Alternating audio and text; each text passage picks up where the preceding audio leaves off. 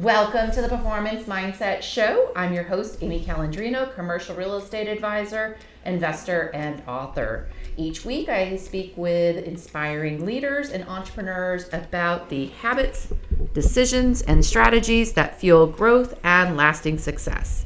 If you're ready to think bigger, build smarter, and strengthen your performance mindset, you are in the right place.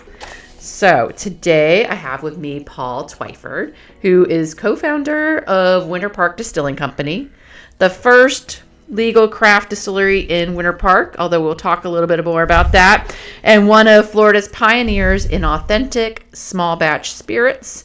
He's a longtime community builder who believes in the magic of Winter Park and that it comes from its relationships, from local businesses to neighborhood traditions. Paul has helped shape the region's craft spirits movement while staying deeply involved in civic life and local connection. So welcome to the show. Thank you so much for having me. This is fun. I'm honored to be part of this. And I mean, kudos to you for being really one of the pioneers in kind of this podcast movement. It feels like everybody has a podcast now, but you've been doing this for a while, and yeah, I think that's cool. So this might be like episode 120, or I don't even know what it is. When I first started my podcast, it was early 2022, and I only did like every other week. And then for like the last year, I've been every week. This year, I upped it, so it's been great. But yeah, no, I really loved it. It served its purpose. Like, I wanted to have a podcast about mindset to strengthen my own mindset. And now it's just created this whole life of its own. So awesome. Yeah. Awesome. Well, like I said, I'm honored to be here. Awesome. So we ran into each other. I think we were at the Winter Park Autumn Art Festival. And then I was like, I just saw you on the Bee Student podcast for the Winter Park Chamber, and we met through the Winter Park Chamber, and it's so cool. So talk a little bit, well, first of all, about what you do. Okay. And then we can talk a little bit about community and all that and how it plays into it. So, as you know, I wear a lot of hats. So I think the hat that most people know me from is as the co-founder of the Winter Park Distilling Company. Yes. And my business partner, Andrew Asher, and I started that in 2010. And we, as you pointed out, we were the first legal distillery in the history of Orange County, in the history of Winter Park. Yep. We were one of the first licensed distilleries in the state of Florida. And we were the first distillery to make bourbon in Florida. So we will always have that on our resume as the first people to bring bourbon to Florida. So that's I think my principal hat, right? But I also run the clubhouse at the Winter Pines Golf Club and partners with the city. The city runs the golf course side of things, and we run the food and beverage side. With my girlfriend, we have an autism clinic, so that's another hat that I wear.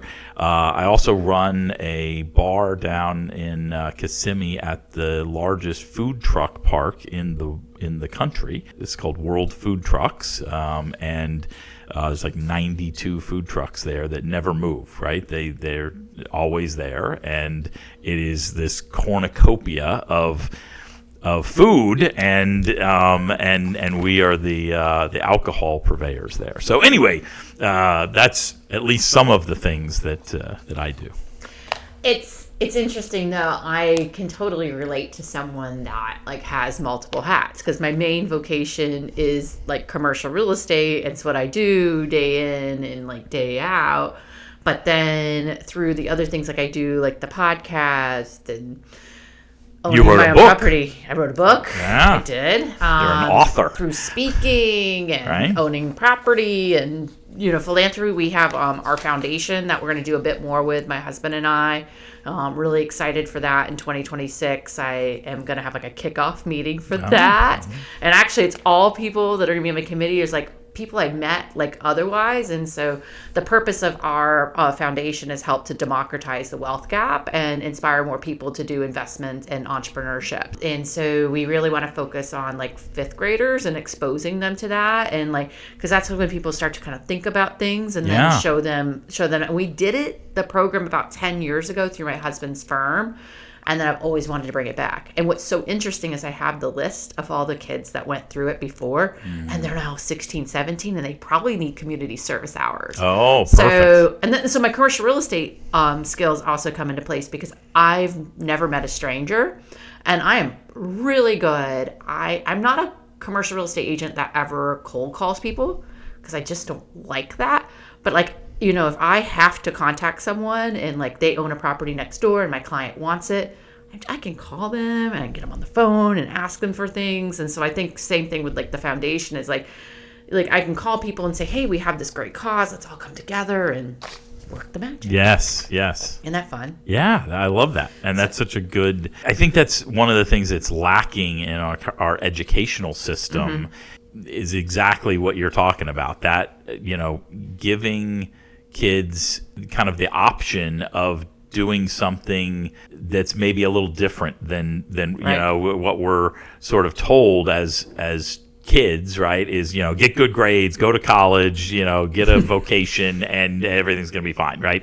And for some people, that's not the best path, right? I'm one of those people that, you know, is kind of the square peg and round hole situation, right? And, you know, and there's other people that maybe they're better off going into a vocation, right? And, you know, so I think just allowing kids to think broader than just, hey, this is the path, you know, take algebra 2 and then you're gonna, you know, like it doesn't have to be that linear path all the time for every kid. And so I love that you're giving them that inspiration. You know, I never forget too, I watched a CBS Sunday morning episode, and I think it was before we had the Aspiring Entrepreneur program like day. But this girl, when she was in high school, went through a plumbing program, learned how the trade of plumbing, kept working for the plumbing company, then got a full ride to go to like business school, learned all about business, and then founded like a plumbing company before she was like 30 or something crazy like that. And so one of the businesses like we visited back then, well, first of all, like Four Rivers Sweet Shop like opened up their bakery, got to show us like how they portioned things out, and it was really cool. And then we went to Brownie's like septic, and they got to see the giant trucks and understand like how it works. But dude, these kids, like you could do like a vocation that people think are like dirty and not sexy, but like the multiple that you sell those businesses to on private equity, man, you'll be like a bazillionaire. Right. Yeah. So, yeah. It's so cool. This guy's like, obviously those are way more, like, we're not going to talk all about private equity and multiple for the fifth graders, but these are the different kind of businesses that exist. So it's really cool. Yes. So we'll probably take them to a bank as well. Yeah. So that's stage 1. And then like stage 2, we eventually want to, for high schoolers, do financial literacy programs. Love that. And then stage 3 is like micro grants for small businesses and stuff. So that's what I have in my head. But first things first, 2026, bring back the things. Now that I have a little bit more time, I'm finding a way to fill in the extra time now that I don't have my own commercial real estate firm. So, you know. So, yeah, you talked a little bit about what you're doing. So what made you actually start the distillery? What was like the genesis of that? What kind of popped into your mind? So I had I'd started and subsequently sold a couple of businesses prior to that. And I woke up one day in my... serial entrepreneur. And woke up one day in my 30s trying to figure out what I was going to do when I grew up. And I basically just decided I'm not going to grow up. And I'm just going to, and I'm going to do things that I'm passionate about and that I can pour myself into, right? And went out west and I saw that I expected to see some great breweries, because this is back like 2008, 2009, something like that. Okay. And so out in the Pacific Northwest, there were some really amazing breweries going on out there. There's also really nice wineries up in the Pacific Northwest. And so I went up there to kind of just explore and hang out and check that out. And I saw like in Portland and Seattle had some craft distilleries, and I said, wait, what is this? I didn't know you could do such a thing, right? Like, why don't we have these in Florida? Right. And I came back and I started doing a little homework and had kind of a back of the envelope plan, and went to my friend Andrew, who's a talented attorney, and I said, hey, maybe we could make a go of this, but I'm pretty sure there's like rules, and that's where you, the attorney, come in, right? And so why don't you do some homework? So he did. He came back a couple weeks later and he said, well, the good news, he's like sort of half jokingly said, the good news is I think we could pull this off. The bad news is I think that there'd be less red tape if we went into the uranium enrichment business, because this whole alcohol thing is pretty, there's a lot of. Well, we have Disney World and a lot of things. I'm sure there's a lot of lobbying that happens, and really good meeting things, but I think there's a lot, sometimes restrictions on gambling and liquor and things like that. Yeah, it's just part of our landscape. Right. We could do a 3-hour talk just on what Andrew calls liquornomics, because there's a whole, it is an industry unto itself. Right. And this literally dates back to the beginning of our country. If you recall from civics class, the first crisis that George Washington had to deal with as president was the Whiskey Rebellion. And I remember that now, yes. They were like, wait, I thought we fought a whole war so you wouldn't tax our tea, and now you're going to tax our whiskey? Like, are you kidding me? Like, no. So the taxation of alcohol has been a controversial topic for the entire history of our country. So anyway, we dove headfirst into that, and a couple of years after having that initial conversation, we had a piece of paper that said we could make alcohol. So we started doing that. So anyway, that's sort of the story of how we got into this. And then I remember maybe as early as 2014, 15, you were doing stuff with like the Winter Park Rotary and other things like that. Like, how we kind of built that brick by brick, your business there. Yeah. So, the distilling process, it takes some time, particularly to make bourbon, which is kind of our flagship product. Yes. And, as you know, that has to be aged in barrels for kind of a long time, right? Yeah. So we were the first to bring bourbon to the market in the state of Florida. So we're the first distillery to make bourbon in Florida. And yes, you can make bourbon in Florida. So some people, I think there's an ugly rumor propagated by the Kentucky Chamber of Commerce, I think, that you can only make bourbon in Kentucky. You can actually make bourbon anywhere in the United States. And there's a very detailed list of boxes that you have to be able to check in order to call it bourbon. And that was from legislation that the United States Congress passed in the 1960s, making bourbon America's spirit. In the same way, like Scotch is from Scotland and tequila is from Mexico, we have bourbon. And so to protect the integrity of that, Congress passed a law saying this is what bourbon is, and if it's outside of this, it is not bourbon. It can be whiskey, but it's not bourbon. So one of the parameters of that is geographic. It has to be made in the United States, and Florida is in the United States. So we are making bourbon in Florida, and then we've taken that bourbon and won awards all over the world with it, believe it or not. So we've won medals in the Berlin International Spirits Competition, in New York and San Francisco being the biggest one in the world, and at the American Craft Spirits Association, we've won medals. That is kind of cool from our standpoint, because that's a jury of your peers. That's other craft distillers holding you up, saying you're doing something well here. So we have kind of, I feel like quietly in our own backyard, kind of made a splash, internationally in the bourbon world. So it's interesting that sometimes I'll travel out, into other states or even other countries, and people will have heard of the Winter Park Distilling Company and our bourbon, and that yet there's people in Winter Park that don't even know that we exist or that we've won these awards, right? So that is that's interesting. okay. And I think it has a lot to do with how passionate you are about bourbon, right? There's people who are, kind of study this stuff and will go to the ends of the earth to find a bourbon distillery. And there's other people who kind of just don't care. That's not their thing. So that's okay. It is interesting, though, like if you do a really good job and you build a good name, it's like I know so many commercial real estate people across the United States that I'm like friends with, and they're really cool, and I know that they totally just like geek out on it. But then not everybody in Orlando necessarily know, like, Right.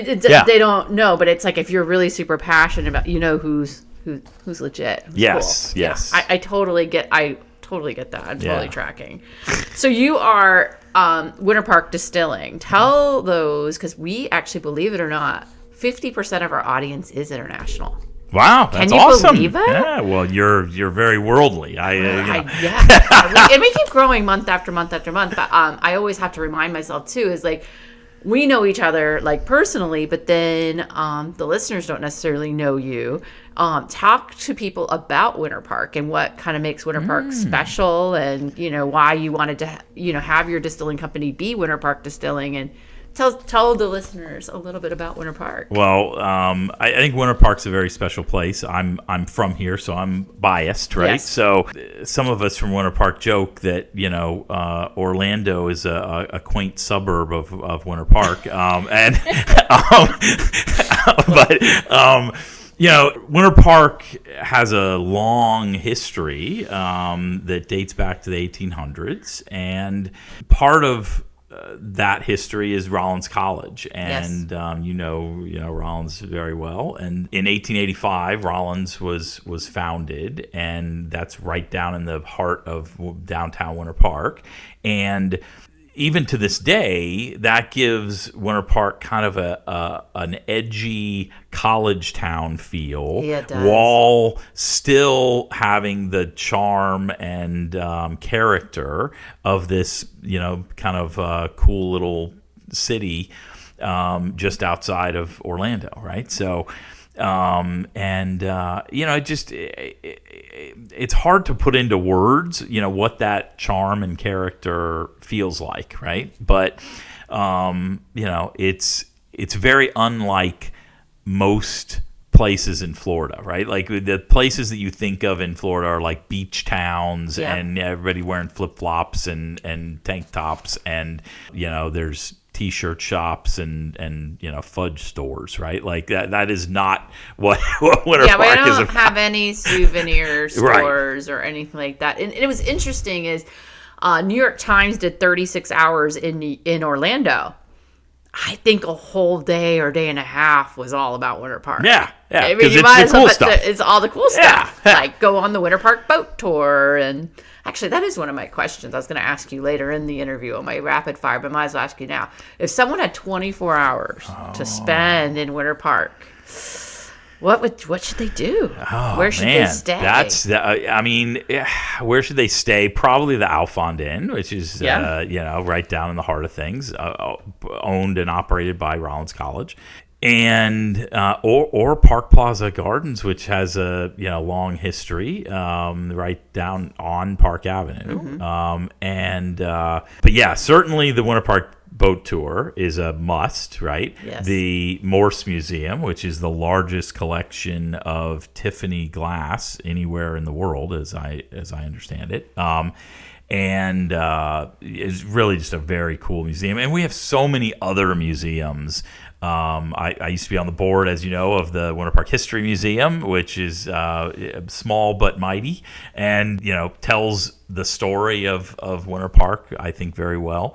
And we have so many other great museums. We have the shopping along Park Avenue, which is just second to none, and the restaurants. I mean, now that Michelin is doing Michelin stars here in Florida, we have our fair share of those Michelin awarded restaurants, and a bunch of restaurants that maybe haven't gotten that due, but are just great, right? And Right. so yeah, I think it would be hard to narrow it down to, like what to cut out. Well, they should visit you, though. Well, absolutely, okay. yeah. So, right. Where can people most easily consume their spirits? So we had a big, like a 5,000 square foot facility on Orange Avenue up until COVID, right? And then that didn't really make sense anymore. Right. And so we moved from there into an ugly warehouse where nobody, we're not open to the public. That's, it's not what we do there. We just produce there. Great for the bottom line, not great for branding, right? We just disappeared. And the people are like, wait, where are you? Are you still in business? So we've just recently opened up on Park Avenue in conjunction with John Washburn and his partner Drew and our Imperial on Park. And so we were able to leverage our license so that they can serve our spirits there. So that we're in the process of rebranding that from just Imperial on Park to Imperial on Park and the Winter Park Distilling Company together. So right now you can purchase our spirits either by the cocktail or by the bottle there. But then soon we're going to be doing a whole bunch of programming where we do spirits tastings. We do like spirit pairing dinners. So we do like a bourbon pairing dinner, and each course gets a different pairing. And so that's going to be exciting. And we're going to be doing just a bunch of really cool stuff there in kind of, that's sort of the public facing way. So to answer your question, stroll right down to the middle of Park Avenue and pop into Imperial, and you can check out all of our good stuff. I miss being on Park Avenue. Those were like a glorious 5 or 6 years. I used to have my office above Chico's and Panulo's. Yeah. And it was just I could walk out, bring my dog to work, go strolling with the dog. It was so cool. That's exciting. That's an exciting new journey to be able to do. And I've heard too from several people that you guys put out some really good food there too. Yes. That sometimes you go somewhere and it's just like, did they get this cheese from Costco? Or this is not like that, which actually Costco has good cheese. I shouldn't be shaming Costco, but you know what I mean. Yes, I do. Yeah. And I'm glad you brought that up because I can't take any credit for that, right? So that's Drew, and it's mostly Drew, but Drew and John, and they're the masterminds behind the food side of things. We're the alcohol side of things. And, we kind of sat on the sidelines for a couple of years trying to figure out what the next move was. And the good news was that we didn't have a gun to our head where we had to do something right now. We were doing fine, kind of being out of the public eye for a little while. And we wanted to make sure that when we did jump back in, that we did it right, that we did it well, and that we did it with the right partners, right? Mm-hmm. And so when they got ready to move from their small place off of Park Avenue into their big new location on Park Avenue, that's when we discussed this partnership. And so it's been we're only a few months into this partnership, but it's been fantastic for us and for them, right? And so credit where it's due, all the food, which I agree is outstanding, is all the credit goes to them. And, the fact that we're able to leverage our license and be able to serve our spirits there, that's a bonus, So it's an example of how having the kind of relationships that you and I both value very much, right? And John is one of those people that I've known for many years and never thought that we would do business together. We were just buddies, right? And then all of this kind of unfolded, and ta-da, here we are. So you just never know which relationships might turn into something fruitful down the road. Absolutely. And a few things kind of stuck out to me there in the story is one thing I do notice in Orlando and Winter Park, and I don't know if it's just our culture or what it is, but just the amount of entrepreneur collaborations and mashups that happen here, that it doesn't seem like outside the norm to see maybe a couple food brands kind of come together to do something cool together. Or I actually have a lease that I got to go get signed today or tomorrow. I'm representing the landlord, but we have a cool, and she has one business that's like an experiential boutique, but then she's going to have this candle maker with her, and then she's going to have like pop-ups for other business owners. But I just feel like that happens so often, like in Orlando. I think it's like part of like our DNA. Yeah.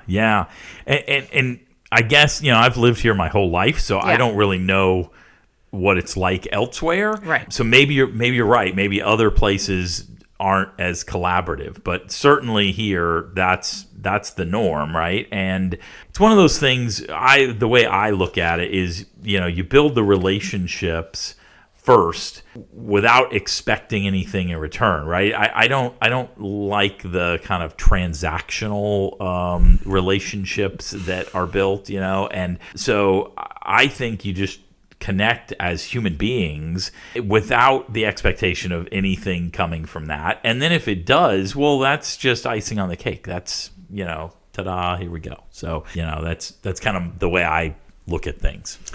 I was working out at the Genesis Health Club. It's like my favorite place to work out. And it's interesting. There's a managing principal of another commercial real estate brokerage. And we were just talking about business and everything. And I was just like, there is so much opportunity here, like in Central Florida, that it's crazy just in the last 5, 10, 15 years. And so we were talking about just like, it's not like a because I win that you lose kind of scenario. There are just so many opportunities. And so I never really like go into anything like expecting anything in return. I just like want to like, how can I help? How can I help? Like, what can I do? Like, how can I help? And like, hey, I see this opportunity and I think that would be really good for you. Like me telling you, like you had to do leadership Winter Park. Right. And, like, and you're like, Amy, you're like the 19th person to tell me. And I'm like, well, I will be the last person to tell you because you're going to put your application in this week. And I did. You did. And it was kind of funny, but I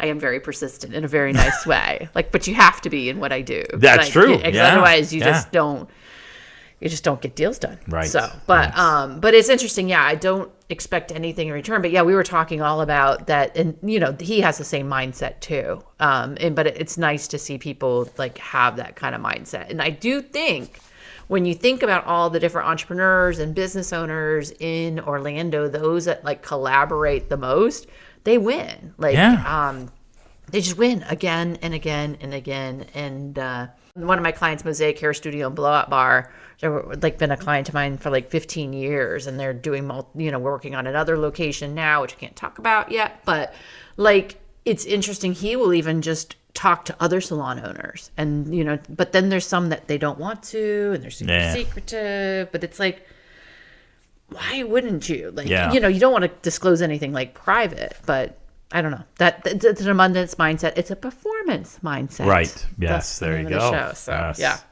So you live here, like in Winter Park. So there's probably a lot of things that you love here and all that. But like, where do you see like the opportunities, or what are some cool things that like Winter Park can kind of think about as it continues to mature into 2030, 2035, and so on? So I'm glad you asked that question, because I think we're at an interesting kind of pivotal time in the trajectory of the city, right? And we have so many things going for us. With all the history that we talked about, and kind of these sort of assets, if you will, like Rollins and the Morse Museum and other things. But there's a lot of other cities that have kind of sprung up as the region has grown, right? And you have places like Winter Garden, and you have places like Claremont, and you have these kind of, I don't want to say upstart, because they're not upstart communities by any means, but in a lot of ways they're doing things that are maybe a little cooler than like what we're doing, right? And or certainly different, right?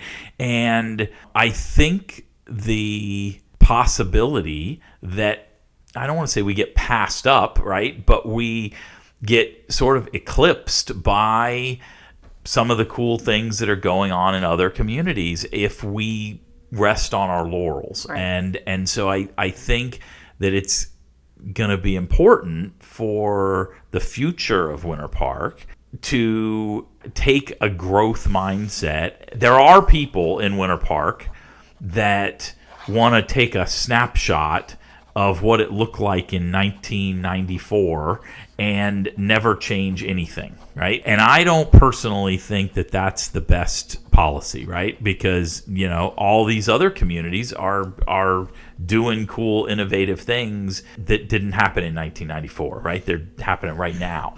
And either we as Winter Park are going to engage in some of that, or all these other places are just going to be cooler, And so I think there's going to be some critical decision making that will need to happen in Winter Park over the coming years to decide what are we going to be. Are we going to be the has-been community that is getting passed up? Are we going to be out on the forefront being, taking the amazing foundation that we have in Winter Park to the next level? It's interesting you chat about that. I was on the Park Avenue District for a while as secretary, and then also working on the economic development part of it as well. And it's interesting that so many other districts throughout the United States are working in tandem with different property owners and really driving the tenanting of the downtown and what is really needed, and really articulating to them what we need. And I had a conversation with a property owner, and it's could we take a more strategic lens to more of this? And they're like, well, if they just pay the rent. Yeah But it's, I'd love to see at some point the district or the city or something can incentivize property owners for putting the right people in place. I know under Phil Anderson's leadership, that economic development with Kyle over there at the city, they did a whole study of what should be the retailers, what should we see. And if we could kind of marry the two together, and property owners should be bringing in these people, and because if we bring in those people, then the other businesses are doing better. Yeah. And then there's this whole synergistic relationship. I think again, Park Avenue is wonderful. I'm going to, I get my glasses from C Eyewear, and so do I go over to Siegel's when I have I'm traveling to New York City and I want to have something some cool stuff to wear and pick out some different pieces, and I go here and I go there, and it's wonderful. I really make a point to there and so many great things there. And of course my kids get the stuff from Tugboat and the Bird. But what if there were some other things too that are on this list that maybe we're missing, and if we even further activated the avenue, that there would create more prosperity for everybody. Yeah. And certainly there are a lot of people in Winter Park that want exactly that, right? And like you said, Phil, in his tenure as mayor, did some kind of homework on what that should look like, and hopefully some of that will kind of come to fruition. And and like I said, I don't say this to be pessimistic at all. I say it to be a kind of pushing the boundaries, if you will, because I think that's what's needed, because there are people that push back against that and say, no, we just don't want anything new, right? We just want it all to be the way it used to be, right? So I think to myself, though, too, it's I think we always talk about, what's the vacancy rate? What's the vacancy rate? But that if we don't have quality tenants, are we looking at okay, what are the rents? How much sales per square foot are we bringing in on the avenue? And if different businesses are really getting a lot of sales per square foot, then we could be attracting more. And, there's some fixtures that should always be on the avenue. We have some amazing things, but then, sometimes there's certain spaces that kind of come and go and come and go and come and go, but maybe we get something that's a little more sticky. I don't know. Well, and the other you see what I'm saying? Yeah, totally. Yeah. And like, are there other metrics, like another, like a dashboard, like we could create of other things that we measure besides vacancy rate? Because again, it's so desirable, but then.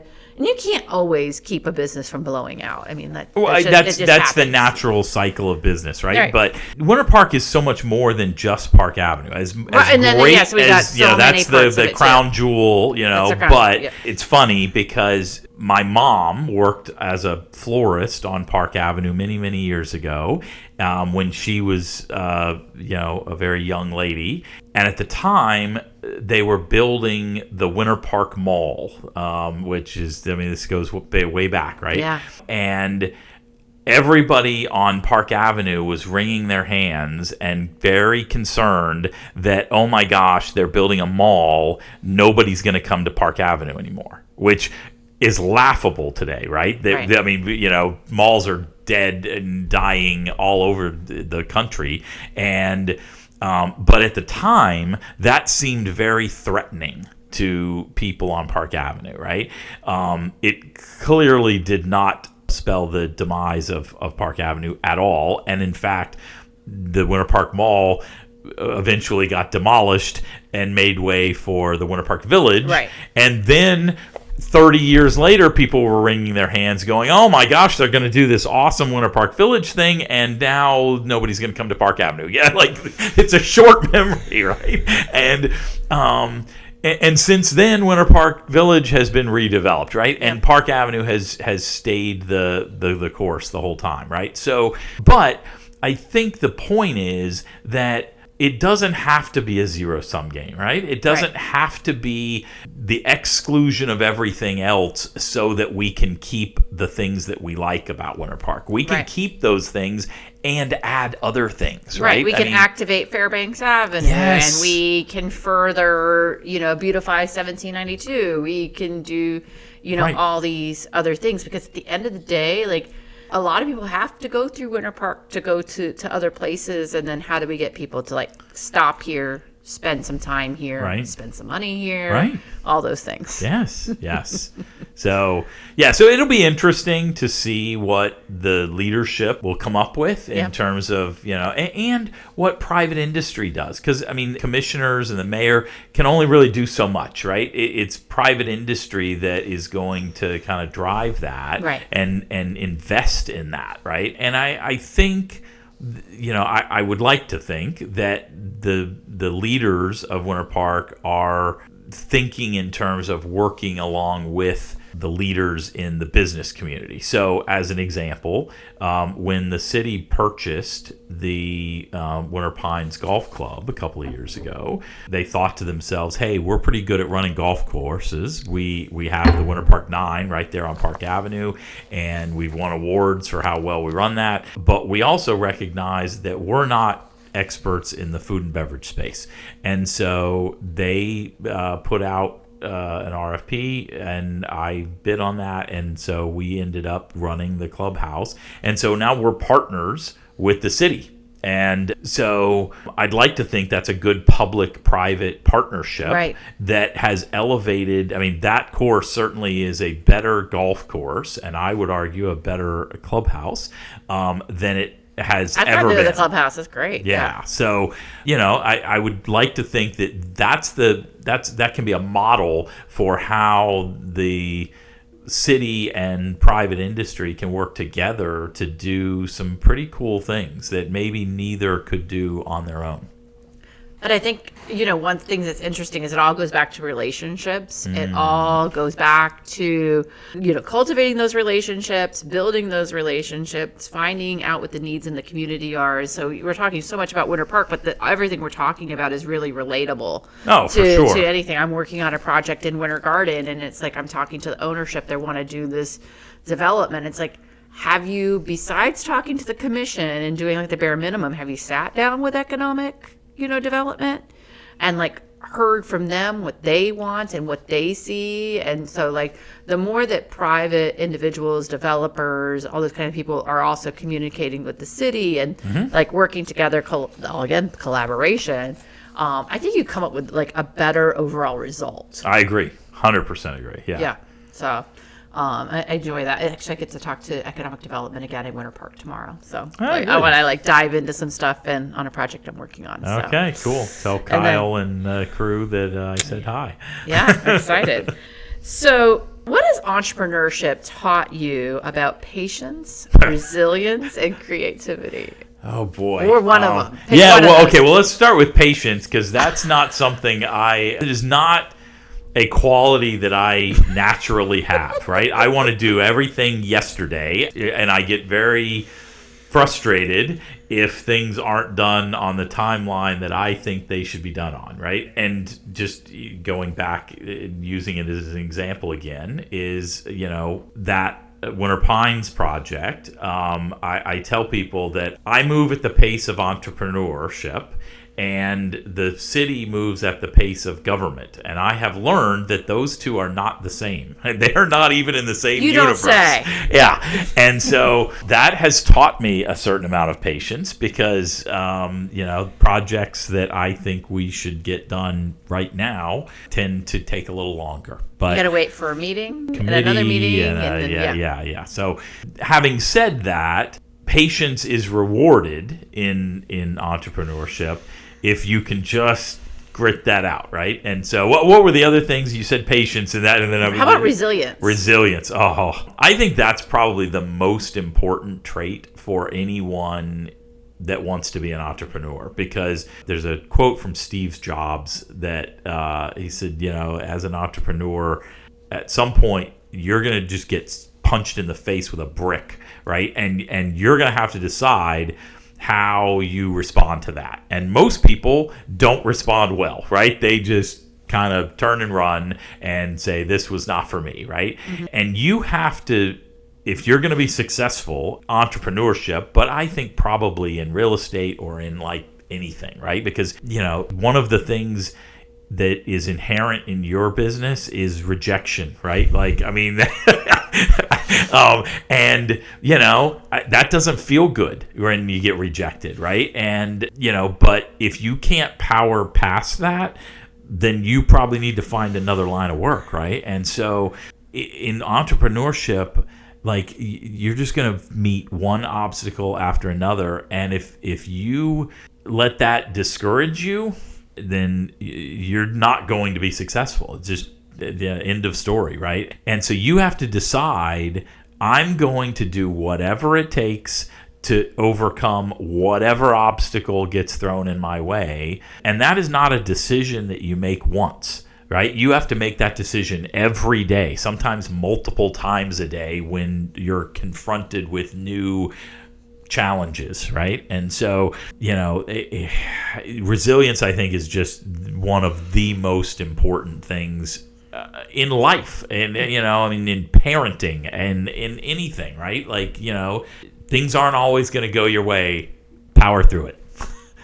Yeah, I think resilience is so important. I mean, you were here. We had my friend Andrew McIntosh, who's done all my about videos, like one in 2018 and then one in 2021 and one in 2024. He's done that because I basically had Beyond Commercial 1.0, 2.0, and 3.0 because that didn't work. I didn't like how that was going. And I even have this podcast because I went through a dark period in my entrepreneurship where I thought that I wanted to build this big, gigantic firm, and then realized I was absolutely miserable managing an entire team and no longer able to interface with people, and while struggling with postpartum depression at the same time. Mm-hmm. And I wanted to never do commercial real estate again. Wow. I didn't want to be an entrepreneur anymore. I don't do anything. Actually, I'd be happy. I was told my husband, will you take me back? Can I work for you again? Can I just do push papers? But no, what ended up happening is I talked to a few different friends, and they're like, Amy, every entrepreneur has this period where you can either choose to give up, or you could keep going. And I decided to keep going. And Good. Then start this podcast about mindset because of some other things happening, and then ended up writing a whole book about it. And then after the book, going through the book, it made me be even more introspective and thinking and then questioning everything. And so I think a lot about resilience too is looking at what you're going through, like why is it that you're failing or things aren't working out the way you want to, and then studying it and like what can you do, playing the tape like Tom Brady, like one of the greatest quarterbacks of all time, if I not say the greatest, but then some people think it's Peyton Manning. But so anyways, I'll just say one of. Yeah. But like, you know, he always like studies the tape and like you look at like where things are and you audit things and then how can I adjust my sales to be better successful. So life is just a journey, and if you like embrace that and then have the patience that we just talked about and then be resilient, it's incredible. Yeah, I think so many people fear failure, and that fear kind of grips them in a way that makes them play things too safe, right? And so I sort of embrace that. I embrace failure, right? I fail every day, and I can prove it because I start my day with a list of all the things that I'm hoping to accomplish today.